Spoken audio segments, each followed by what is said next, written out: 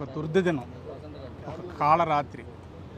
కాశ్మీర్లోని పెహల్గాంలో 27 మంది అమాయకులను టెర్రరిస్టులు ఊతకోత కోయడం అంటే చాలా దిగ్భ్రాంతికరం, చాలా బాధాకరం.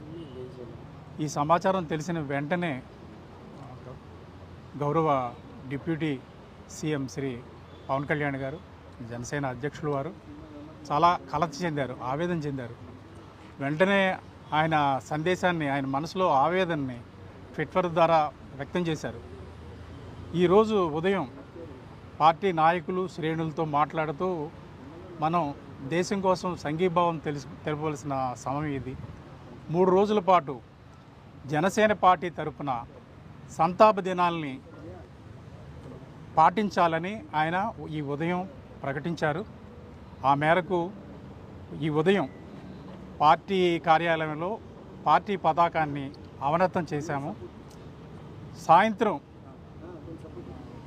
ఈ ఊచకోతలో అమరులైన వారికి సంతాప సూచకంగా ఈ సాయంత్రం కార్యాలయం దగ్గర క్యాండిల్స్ వెలిగిస్తాము. రాష్ట్ర వ్యాప్తంగా జనసేన కార్యాలయాలు ఎక్కడున్నాయో అన్ని చోట్ల, అన్ని ప్రాంతాల్లోనూ జనసేన నాయకులు, కార్యకర్తల ఇళ్ల మీద కూడా ఈ పార్టీ పతాకాన్ని ఈరోజు అవనతం చేయమని అధ్యక్షుల వారి ఆదేశం. ఆయన ఆదేశాలను పాటిస్తున్నాము.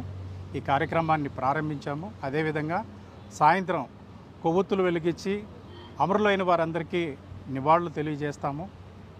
రేపటి రోజున ప్రతి కార్యాలయం దగ్గర మా శ్రేణులు సంతాపం వ్యక్తం చేస్తూ మౌనంగా దీక్షలో కూర్చుంటారు.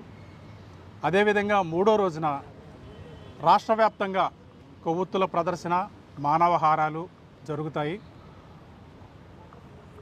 రాష్ట్రంలోని ఏదో ఒక నగరంలో, ఎంపిక చేసుకున్న నగరంలో పార్టీ అధ్యక్షుల వారు కూడా ఈ ప్రదర్శనలో చివరి రోజున పాల్గొంటారు.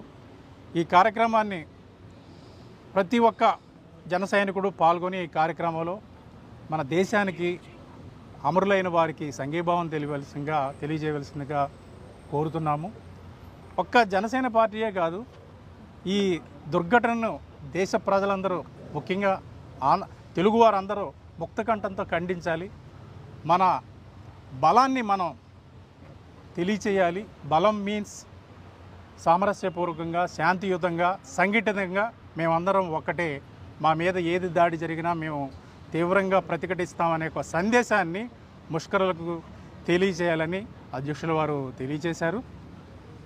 ఈ సందర్భంగా అమరులైన ప్రతి ఒక్కరికి, వారి కుటుంబానికి సంతాపం తెలియజేస్తూ వారికి తీవ్రమైన వారి ఆత్మకు శాంతి కలగాలని ఈ సందర్భంగా ప్రార్థిస్తున్నాము.